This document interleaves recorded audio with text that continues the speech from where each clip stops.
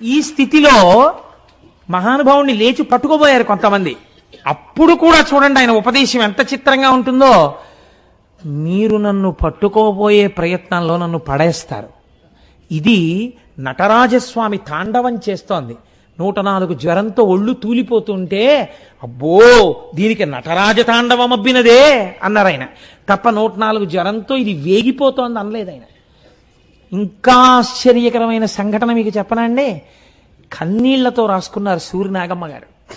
సూర్యనాగమ్మ గారి జీవితం ఒక విచిత్రమైన జీవితం. నాకైతే అనిపిస్తుంది సూర్యనాగమ్మ గారు లేకపోతే రమణ మహర్షి అప్పుడప్పుడు మాట్లాడిన మాటలు మనకి తెలిసి ఉండేవి కావు. ఆవిడ ఆశ్రమంలో ఏ రోజు జరిగిన విషయం ఆ రోజు అన్నగారికి ఉత్తరం రాసి పోస్ట్ చేస్తే అవే సూర్యనాగమ్మ గారి లేఖలోని కొన్ని వాల్యూమ్స్తో పబ్లిష్ అయ్యాయి. దానివల్లే మనకి ఎన్నో విషయాలు తెలుస్తుంటాయి భగవాన్ ఎప్పుడేం మాట్లాడారో. చిత్రం ఏమిటంటే సూర్యనాగమ్మ గారు 9వ ఏట తండ్రి చచ్చిపోయారు, 10వ ఏట తల్లి చచ్చిపోయారు, 11వ ఏట పెళ్లి చేశారు, 12వ ఏట భర్త చచ్చిపోయారు.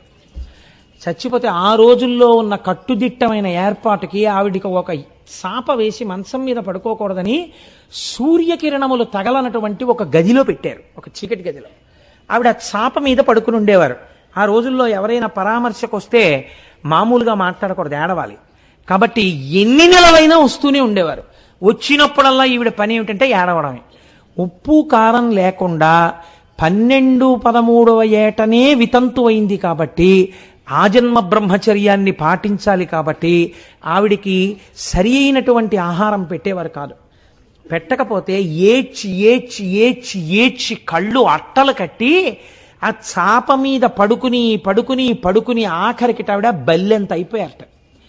ఆవిడ ఒక రోజున అనుకున్నారట, ఏడవడానికి తప్ప ఈ జీవితం ఇంకా ఎందుకు, ఇక ఈ జీవితానికి బ్రహ్మచర్యము తప్ప వేరొకటి లేదు, ఈ జీవితానికి బిడ్డలు లేరు, ఈ జీవితానికి ఉద్ధరించేవాళ్ళు లేరు.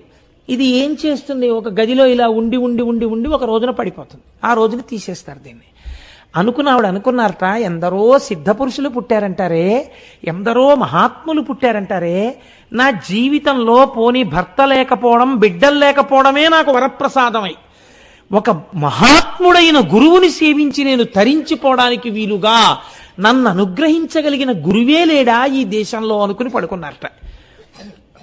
ఆ రోజు ఆ గదిలో ఇదొక దరిద్రం, 10 నిమిషాలు పిలిస్తే చోకప్ అయిపోతుంది. ఆవిడ ఆ రోజు రాత్రి పడుకుంటే రాత్రి ఒక పద్మాసనం వేసుకున్నటువంటి ఒక వ్యక్తి వెలిగిపోతూ ఆవిడ గదిలో మౌనముద్రలో నవ్వుతూ సాక్షాత్కరించారు. నేను నిన్ను ఉద్ధరిస్తాను, కంగారు పడవద్దు అని చెప్పినట్టుగా అయింది. ఆవిడ సంతోషపడి తప్పకుండా నేను ఉద్ధరింపబడతాను అని ఆనందించి, బహుశः ఇవాళ రమణులు ఒకటి అనుకుని ఉంటారు, దేహాత్మ భావన లేని నా గురించి చెప్పడానికి ప్రయత్నిస్తున్నావు కదా, నీ కంఠాన్ని నీ శ్వాసనాళాల్ని ఇబ్బంది పెట్టినా నువ్వు చెప్తావా గంటన్నరా? అలా చెప్పగలిగితేనే నువ్వు నా గురించి చెప్పడానికి అర్హుడవు, లేకపోతే నీకు అర్హత లేదు.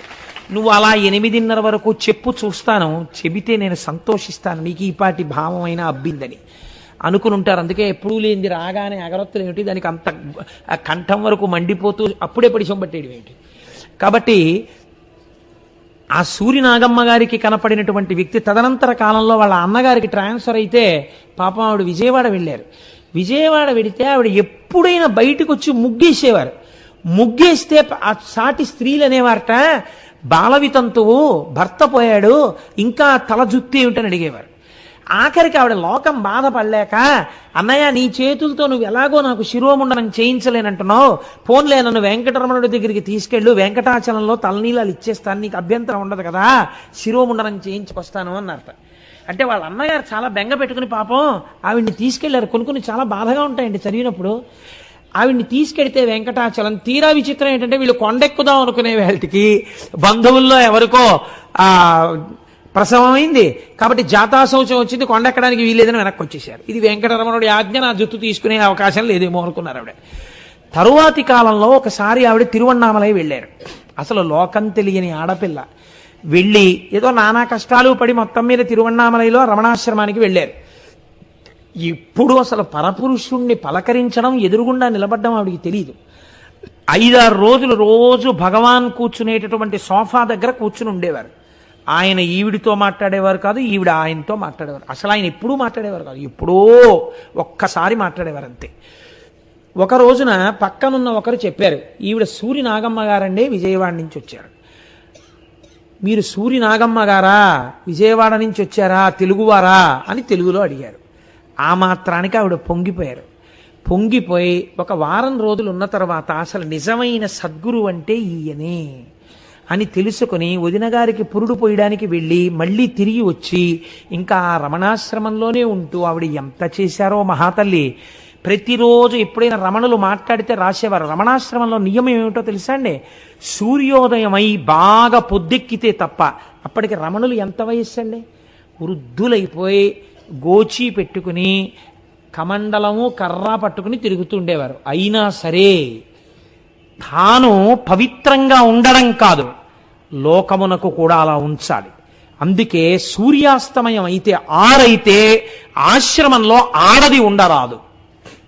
6 అయితే బయటికి వెళ్ళిపోవలసింది ఆడవాళ్ళు. మళ్ళీ బారెడి పొద్దెక్కితే కానీ లోపలికి రావడానికి వీల్లేదు ఆడవాళ్ళు. అంత కఠినంగా ఉండేది నియమం. ఆవిడ మహాతల్లి అట్నుంచి వచ్చిన తర్వాత రమణ మహర్షి దర్శనానికి వెళ్ళి భయపడుతూ ఒక పరిచారికుడి ద్వారా వెళ్ళి లోపల నించున్నారు. నిలబడితే ఏమి అని అడిగారు రమణ మహర్షి. అడిగితే ఆవిడ తన కష్టం తన జీవితం చెప్పుకోలేక మీరే నన్ను తరింప చెయ్యాలి అన్నారు. సాధారణంగా వెంటనే ఆయన ఏమంటారంటే, ఎవరు ఎవరిని తరింప చేస్తారు, మిమ్మల్ని మీరు తరింప చేసుకోవాలంటారు. కానీ ఆవిడ విషయంలో మాత్రం అన్నారు, ఓ తప్పకుండా అన్నారు. అంతే. ఆవిడ పొంగిపోయి బయటికి వస్తే, నీ అదృష్టం ఈ మాట ఇలా ఎవరితో రమణ మహర్షి అనలేదన్నారు. ఆవిడితో పౌరాణిక విషయాలు మాట్లాడేవారు, ఆవిడితో లేఖలు రాయించారు, ఆశ్రమం తరపున పబ్లిష్ చేశారు. ఆవిడికి ధ్యానం కుదుటపడింది.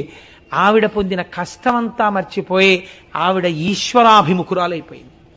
అయిపోయి ఆఖరణ చిట్ట రమణ మహర్షి శరీరాన్ని విడిచిపెట్టేసే రోజున ఆవిడ ఎంత పరివేదన చెందిందో తెలుసా అండి? ఇంకా రేపటి రోజున ఉగాది అనగా ఆవిడ ఒక కొత్త గోచి, ఒక పంచాంగం, ఓ చేతికర్ర భగవాన్కి బహూకరించేవారు తప్ప ఆయన జొన్న పేలాలు ఇస్తే పుచ్చుకునేవారు కాదు రమణ మహర్షి ఎవరి దగ్గరే. అటువంటి తల్లి పట్టుకెళ్ళి ఇచ్చారు. అప్పటికే బాగా ఒడిలిపోయారు. భగవన్ తగ్గదంటారా అని అడిగారు. ఏమో అన్నారు. ఆవిడ చాలా బెంగ పెట్టుకున్నారు. మరునాడు ఆయన ఒక కొత్త లంగోటా కట్టుకుని ఆయన చాలా కాలం ఆ గోచి కూడా పెట్టుకోలేదు అసలు. మీరు బ్రహ్మజ్ఞాని, కానీ లోకం అంటూ ఒకటి ఉంది కదా, ఒక గోచి పెట్టుకోండి అంటే అప్పటి నుంచి ఓ గోచి పెట్టుకునేవారు ఆయన లోకం కోసం. ఆ గోచి పెట్టుకుని ఎవ్వరికీ చెప్పలేదు. ఎంత చిత్రమో తెలుసా అండి? అసలు సర్కోమా చేతి మీద వస్తేట ప్రపంచంలో ఉన్న బాధకంతటికీ అది రాశీభూతంట. అంత నెత్తురు కారేది.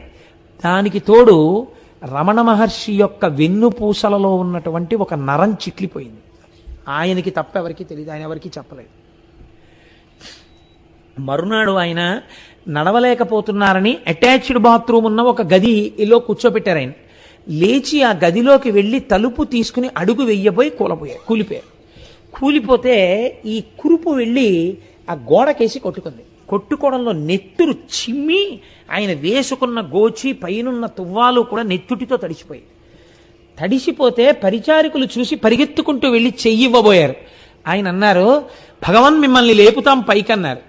ఇంత నెత్తురు ఇంత పోటుతో వెన్నుపాన్లో నరం నెప్పెడుతుంటే ఆయన అన్నారు, ఇది ఇవాళ కూలబడింది, దీనికి శక్తి తగ్గిందో ఏమో, దీన్ని ఇదే లేపుకుంటుంది, పర్వాలేదు మీరు కూర్చో అని మెల్లగా ఆసరాతో లేచి స్నానాల గదిలోకి వెళ్ళి బయటికి వచ్చి కూర్చుని, చిత్రం ఏమిటంటే ఇంకా ఆయన విడిచిపెట్టేస్తారు అనుకుంటున్నటువంటి సమయంలో ప్రాణాన్ని ఒక తల్లి ఒక దిబ్బ మీద నిలబడి చూస్తూ, నా వంక ఒక్కసారి భగవానులు అనుగ్రహంతో చూడరా అని ఏడ్చింది. ఆయన కనురెప్ప విప్పి చూశారు. ఆవిడే సూర్యనాగమ్మ. కనురెప్ప విప్పి చూసి ఆవిడ ఒక వ్యక్తి వచ్చి చెప్పారు, ఒక గురువు శరీరంలో ఉండాలని శిష్యులు కోరుకోవాలి. ఎందుకంటే గురువు తాను శరీరం కాదని గురువుకు తెలుసు. గురువు శరీరం వదిలిపెట్టడానికి సిద్ధపడతాడు. కానీ గురువు శరీరంలో లేకపోతే శిష్యులకి బోధ అందదు. కాబట్టి గురువు శరీరంలో ఉండాలని శిష్యులు కోరుకోవాలి. ఆ గురువు శరీరం ఇంకా ఉండడానికి వీలు లేనంత రీతిలో బాధపడిపోతుంటే అయినా అలా ఉండాలని కోరకూడదు, తేలికగా వెళ్ళిపోవాలనే కోరాలి.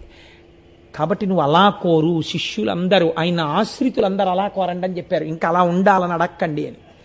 ఎంత చిత్రమో చూడండి. ఆయన ఆ రూపంలో కూడా మళ్ళీ బోధ.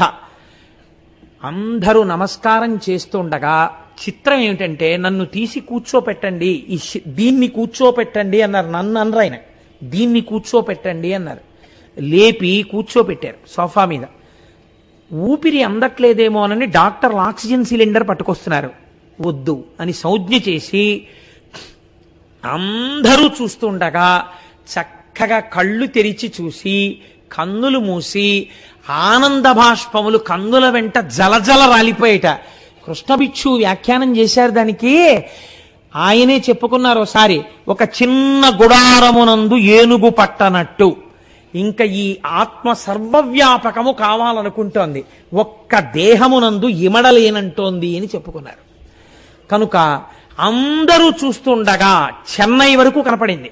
ఒక జ్యోతి లేచి ఆకాశంలో తిరిగి ఆఖరణ వెళ్ళి అరుణాచల పర్వత శిఖరములలో లీనమైపోయింది.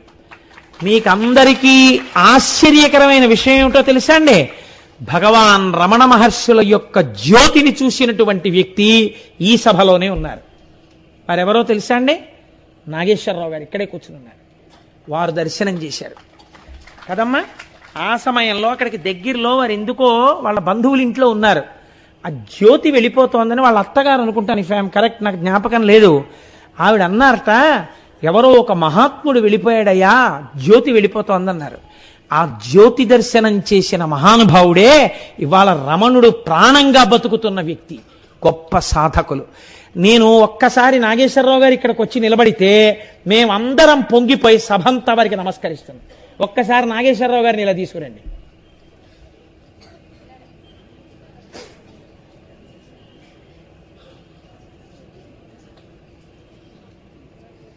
అయ్యా వచ్చారా?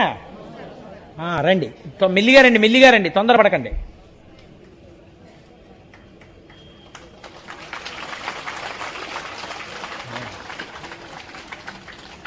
ఆ ఆశ్రమంతో ఎంతో అనుబంధం ఉన్న వ్యక్తి. ఎందరో పెద్దలు, ఎందరో విదేశీయులు అయ్యాయి. చాలా సంతోషం అండి. రమణులంటే ఆయన ప్రాణం. కేవలం ఆ రమణోపాసనే ఆయన్ని తిప్పుతోంది. శరీరమునందు ఉన్న ఓపిక కాదు, అంతటి మహాభక్తుడు. మల్లవరం సుబ్రహ్మణ్యేశ్వర స్వామి వారి దేవస్థానాన్ని ఇవాళ అంత స్థాయికి తీర్చిదిద్దిన మహాపురుషుడు.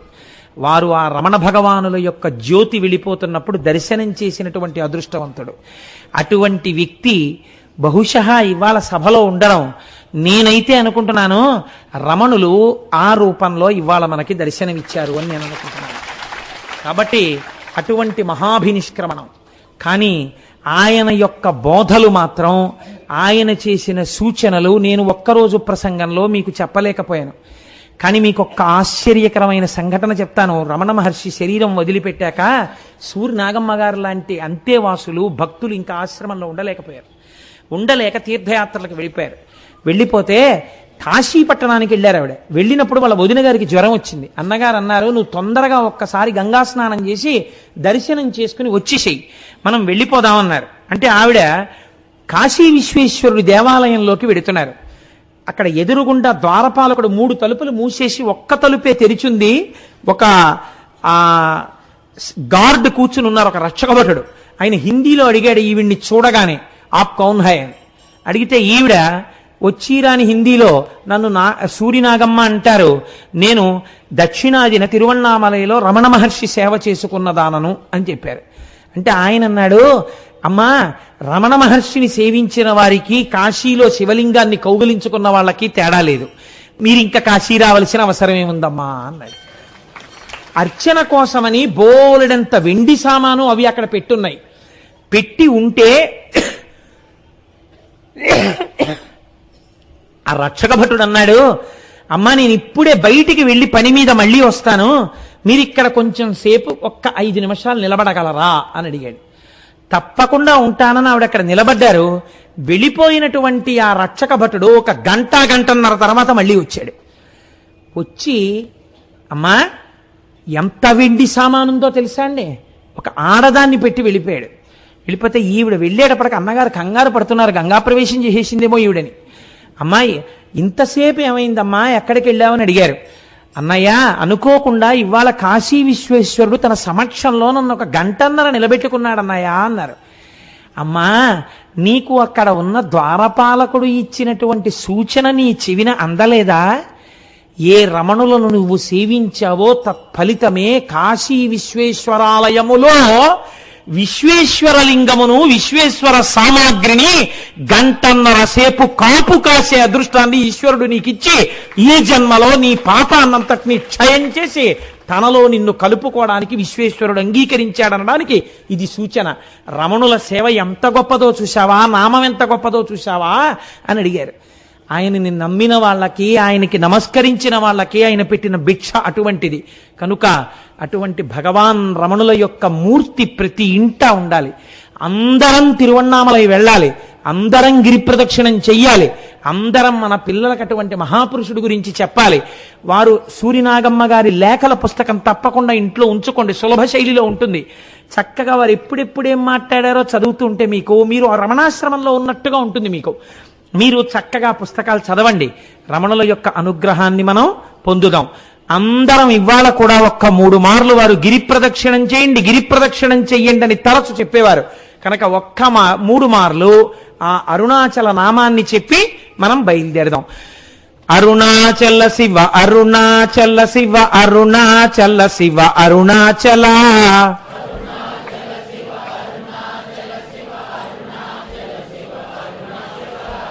అరుణాచల శివ అరుణాచల శివ అరుణాచల శివ అరుణాచల, అరుణాచల శివ అరుణాచల శివ అరుణాచల శివ అరుణాచల, అరుణాచల శివ అరుణాచల శివ అరుణాచల శివ అరుణాచల, అరుణాచల శివ అరుణాచల శివ అరుణాచల శివ అరుణాచల.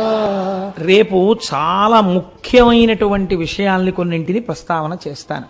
అసలు భస్మ ఎందుకు ధరించాలో, భస్మ గొప్పతనం ఏమిటో, విభూతి ఎందుకు పెట్టుకుంటారో, ఏ మంత్రంతో విభూతి పెట్టుకోవాలో, పొడి విభూతి ఎప్పుడు పెట్టుకోవాలో, తడి విభూతి ఎప్పుడు పెట్టుకోవాలో, స్నానం చెయ్యలేని స్థితి వచ్చినప్పుడు విభూతితో స్నానం ఎలా చెయ్యొచ్చో, ఈ విషయాలన్నింటినీ రేపు శివమహాపురాణాంతర్గతంగా రేపు భస్మ యొక్క వైభవాన్ని గురించి రేపటి రోజున ఈశ్వరుడు అనుగ్రహించి నా చేత ప్రసంగింపచేయుగాక.